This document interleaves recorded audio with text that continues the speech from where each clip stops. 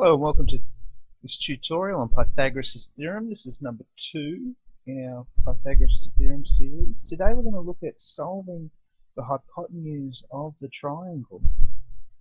This time we've got two different lengths for our other two sides. We've got a 4 and we've got a 6.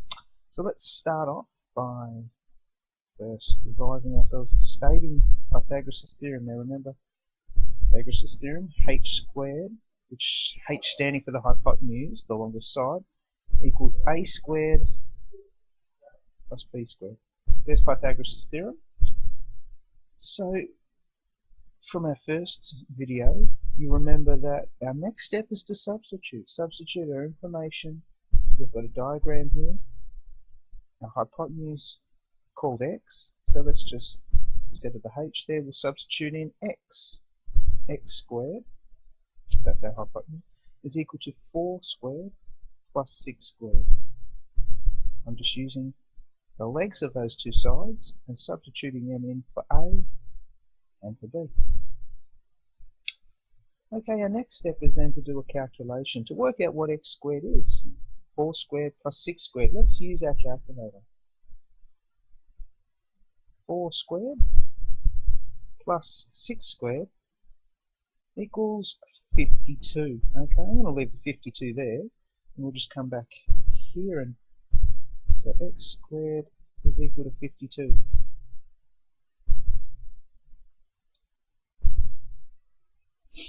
Now, to solve for x, I'll just put a line there. To solve for x, we get the square root.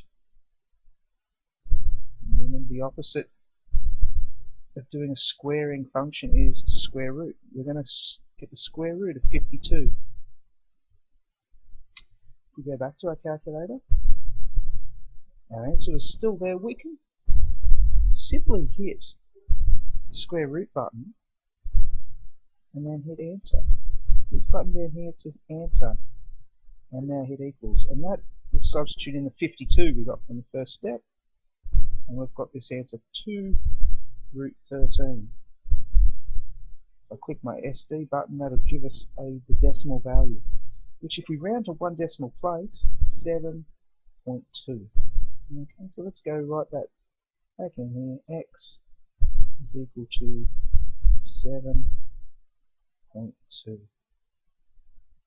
Now just back to our calculator, notice there are a lot more numbers after that. I've just rounded it to one decimal place, so this is an important part for any student out there.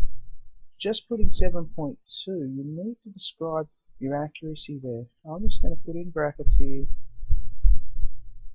rounded to one decimal place. I'm just going to use DP for decimal place. This just tells anyone looking at my answer that the answer is not exactly 7.2, but is rounded to one decimal place. Now just before we finish this tape, I just want you to have a look at these two answers. This one here in particular, both of these answers are correct.